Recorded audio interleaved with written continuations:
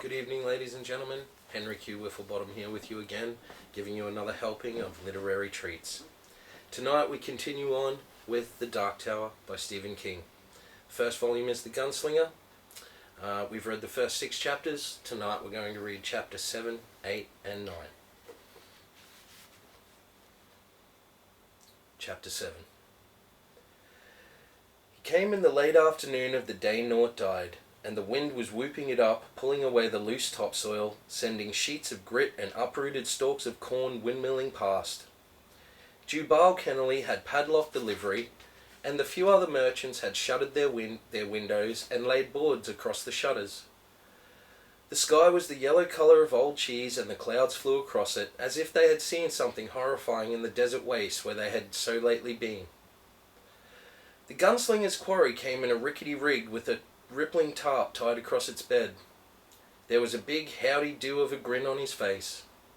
They watched him come, and old man Kennelly, lying by the window with a bottle in one hand and the loose hot flesh of his second eldest daughter's left breast in the other, resolved not to be there if he should knock. But the man in black went by without slowing the bay that pulled his rig, and the spinning wheels spumed up dust that the wind clutched eagerly. He might have been a priest or a monk. He wore a black robe that had been floured with dust, and a loose hood covered his head and obscured his features, but not that horrid, happy grin. The robe rippled and flapped. From beneath the garment's hem there peeped heavy buckled boots with square toes. He pulled up in front of Sheb's and tethered the horse, which lowered its head and grunted at the ground. Around the back of the rig he untied one flap, found a weathered saddlebag, threw it over his shoulder, and went in through the bat wings. Allie watched him curiously, but no one else noticed his arrival. The regulars were drunk as lords. Sheb was playing Methodist hymns ragtime, and the grizzled layabouts who had come in early to avoid the storm and to attend Naught's wake had sung themselves hoarse. Sheb, drunk nearly to the point of senselessness, intoxicated and horny with his own continued existence, played with hectic shuttlecock speed, fingers flying like looms. Voices screeched and hollered, never overcoming the wind, but sometimes seeming to challenge it. In the corner, Zachary had thrown Amy Felden's skirts over her head and was painting reap charms on her knees. A few other women circulated. A fever seemed to be on all of them. The dull storm glow that filtered through the bat wings seemed to mock them, however. Naught had been laid out on 2 tables in the centre of the room. His engineer boots made a mystical V. His mouth hung open in a slack grin, although someone had closed his eyes and put slugs on them. His hands had been folded on his chest with a sprig of devilgrass in them. He smelled like poison. The man in black pushed back his hood and came to the bar. Allie watched him, feeling trepidation mixed with the familiar want that hid within her. There was no religious symbol on him, although that meant nothing by itself. "Whiskey," he said. His voice was soft and pleasant. "I want the good stuff, honey." She reached under the counter and brought out a bottle of Star. She could have palmed off the local pop skull on him as her best, but did not. She poured, and the man in black watched her. His eyes were large, luminous. The shadows were too thick to determine their colour exactly. Her need intensified. The hollering and whooping went on behind, unabated. Sheb, the worthless gelding, was playing about the Christian soldiers, and somebody had persuaded Aunt Mill to sing. Her voice, warped and distorted, cut through the babble like a dull axe through a calf's brain. "Hey, Allie!" She went to serve, resentful of the stranger's silence, resentful of his no-colour eyes and her own restless groin. She was afraid of her needs. They were capricious and beyond her control. They might be the signal of change, which would in turn signal the beginning of her old age, a condition which in Tull was usually as short and bitter as a winter sunset. She drew beer until the keg was empty, then broached another. She knew better than to ask Sheb. He would come willingly enough, like the dog he was, and would either chop off his own fingers or spume beer all over everything. The stranger's eyes were on her as she went about it. She could feel them. "It's busy," he said when she returned. He had not touched his drink, merely rolled it between his palms to warm it. Wake. she said. I noticed the departed, They're bums. she said with sudden hatred. All bums. It excites them. He's dead. They're not. He was their butt when he was alive. It's not right that he should be their butt now. It's... She trailed off, not able to express what it was or how it was obscene. Weed eater? Yes! What else did he have? Her tone was accusing, but he did not drop his eyes, and she felt the blood rush to her face. I'm sorry. You're a priest. This must revolt you. I'm not, and it doesn't. He knocked the whiskey back neatly and did not grimace. Once more, please. Once more with feeling, as they say in the world next door. She had no idea what that might mean and was afraid to ask. I'll have to see the colour of your coin first, I'm sorry. No need to be. He put a rough silver coin on the counter, thick on one edge, thin on the other, and she said as she would say later, I don't have change for this. He shook his head, dismissing it, and watched absently as she poured again. Are you only passing through? She asked. He did not reply for a long time, and she was about to repeat when he shook his head impatiently. Don't talk trivialities. You're here with death. She recoiled, hurt and amazed, her first thought being that he had lied about his holiness to test her. You cared for him, he said flatly. Isn't that true? Who? Not? She laughed, affecting annoyance to cover her confusion. I think you better. You're soft-hearted and a little afraid, he went on. And he was on the weed, looking out hell's back door. And there he is. They've even slammed the door now, and you don't think they'll open it until it's time for you to walk through. Isn't it so? What are you, drunk?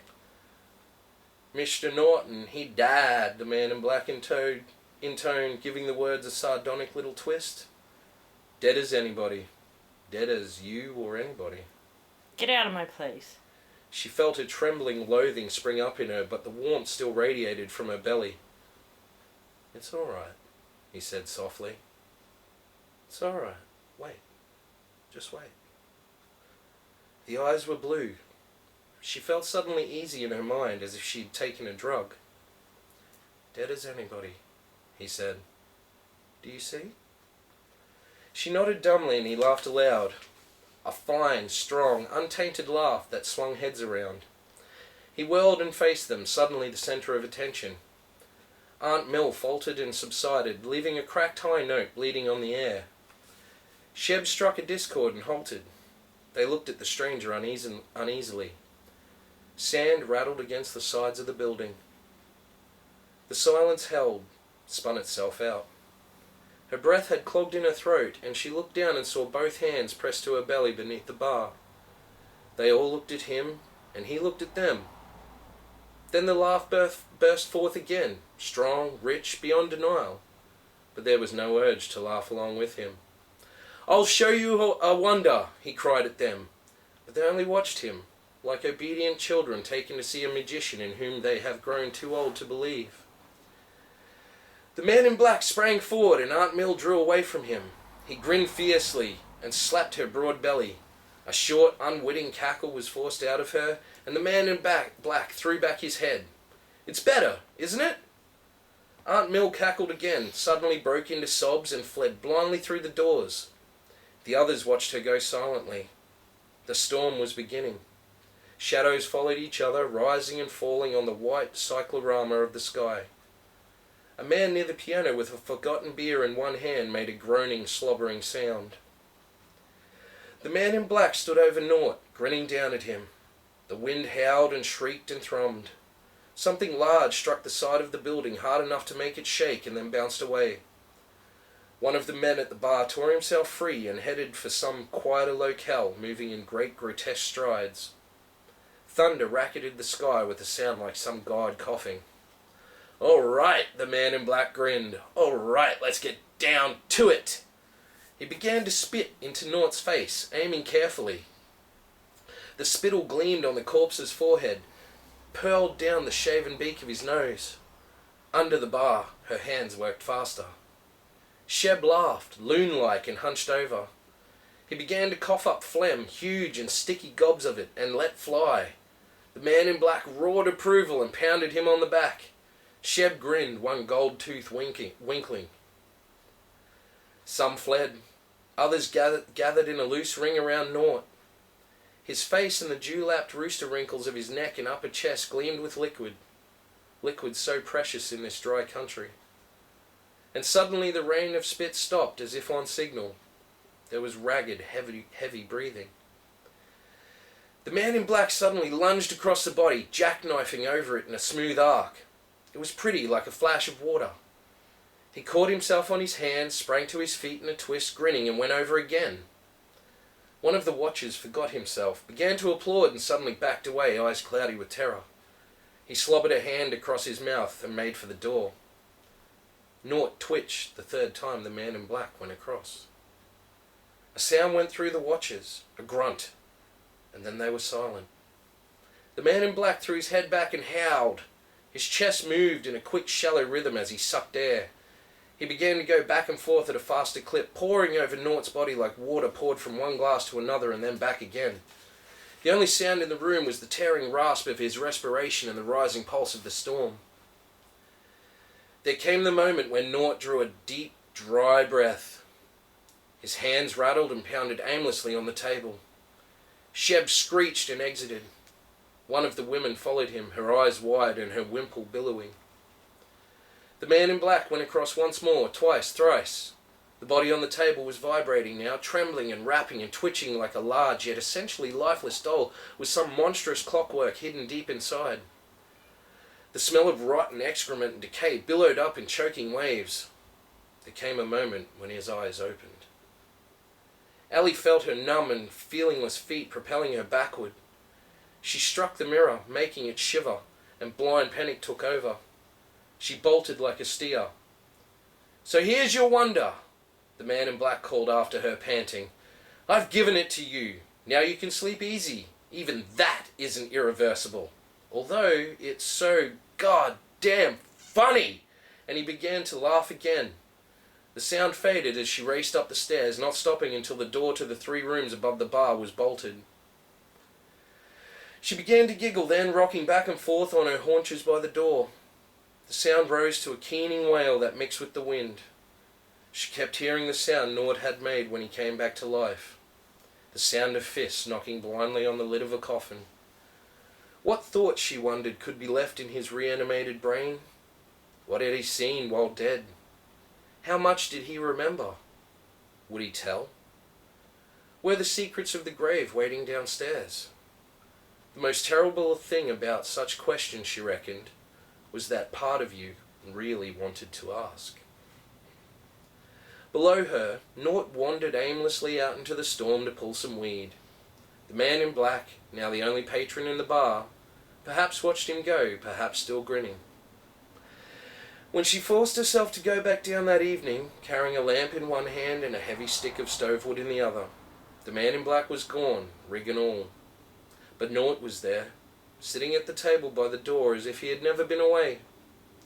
The smell of the weed was on him, but not as heavily as she might have expected. He looked up at her and smiled tentatively.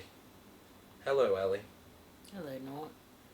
She put the stovewood down and began lighting the lamps, not turning her back to him.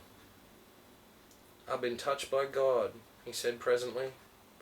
"I ain't going to die no more. He said so. It was a promise." How nice for you, Nort. The spill she was holding dropped through her trembling fingers and she picked it up. "I'd like to stop chewing the grass," he said. "I don't enjoy it no more. It don't seem right for a man touched by God to be chewing the weed." Then why don't you stop? Her exasperation had startled her into looking at him as a man again rather than an infernal miracle. What she saw was a rather sad-looking specimen, only half-stoned, looking hang-dog and ashamed. She could not be frightened by him any more. "I shake," he said, "and I want it. I can't stop. Allie, you were always good to me." He began to weep. "I can't even stop peeing myself. What am I? What am I?" She walked to the table and hesitated there, uncertain. "He could have made me not want it," he said through the tears. "He could have done that if he could have made me be alive. I ain't complaining. I don't want to complain." He stared around hauntedly and whispered, "He might strike me dead if I did." Maybe it's a joke. He seemed to have quite a sense of humour. Nort took his poke from where it dangled inside his shirt and brought out a handful of grass. Unthinkingly, she knocked it away and then drew her hand back, horrified. "I can't help it, Allie. I can't." And he made a crippled dive for the poke. She could have stopped him, but she made no effort. She went back to lighting the lamps, tired, although the evening had barely begun. But nobody came in that night except old man Kennelly, who had missed everything. He did not seem particularly surprised to see Nort. Perhaps someone had told him what had happened. He ordered beer, asked where Sheb was, and poured her. Later, Nort came to her and held out a folded piece of paper in one shaky, no-right-to-be-alive hand. "He left you this," he said. "Near forgot. If I'd forgot, he would have come back and killed me, sure." Paper was valuable, a commodity much to be treasured, but she didn't like to handle this. It felt heavy, nasty. Written on it was a single word. Allie, how do you know my name? She asked Nort, and Nort only shook his head. She opened it and read this. You want to know about death? I left him a word. That word is 19. If you say it to him, his mind will be opened. He will tell you what lies beyond. He will tell you what he saw. The word is 19. Knowing will drive you mad, but sooner or later you will ask. You won't be able to help yourself. Have a nice day. Walter O'Dim. P.S. The word is 19. You will try to forget, but sooner or later it will come out of your mouth like vomit. 19. And oh dear God, she knew that she would. Already it trembled on her lips. 19, she would say. Nort, listen. 19. And the secrets of death and the land beyond would be open to her. Sooner or later, you will ask. The next day things were almost normal, although none of the children followed Nort. The day after that, the catcalls resumed. Life had gotten back on its own sweet keel. The uprooted corn was gathered together by the children, and a week after Nort's resurrection, they burned it in the middle of the street. The fire was momentarily bright, and most of the barflies stepped or staggered out to watch. They looked primitive. Their faces seemed to float between the flames and the ice-chipped brilliance of the sky. Allie watched them and felt a pang of fleeting despair for the sad times of this world. The loss. Things had stretched apart. There was no glue at the centre anymore. Somewhere, something was tottering, and when it fell, all would end. She had never seen the ocean. Never would. If I had guts. She murmured. If I had guts. Nort raised his head at the sound of her voice and smiled emptily at her from hell. She had no guts. Only a bar and a scar, and a word. It struggled behind her closed lips. Suppose she were to call him over now and draw him close despite his stink. Suppose she said the word into the waxy bugalug he called an ear. His eyes would change. They would turn into his eyes. Those of the man in the robe. And then Nort would tell what he'd seen in the land of death, what lay beyond the earth and the worms. I'll never say that word to him. But the man who had brought Nort back to life and left her a note, left her a word like a cocked pistol she would someday put to her temple, had known better. 19 would open the secret. 19 was the secret. She caught herself writing it in a puddle on the bar. 19. And skidded it to nothingness when she saw Nort watching her. The fire burned down rapidly and her customers came back in.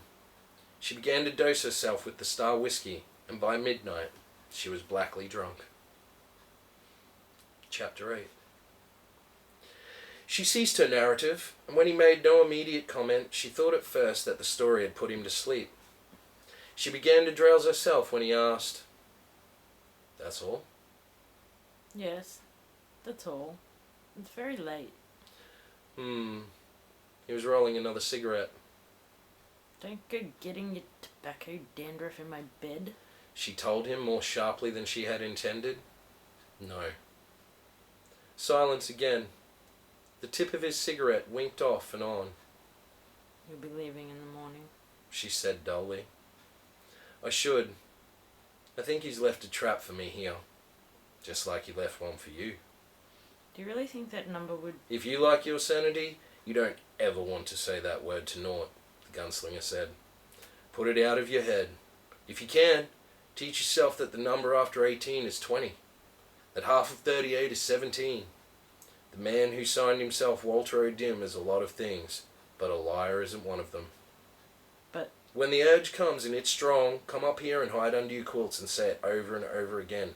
Scream it if you have to until the urge passes. And time will come when it won't pass. The gunslinger made no reply, for he knew this was true. The trap had a ghastly perfection.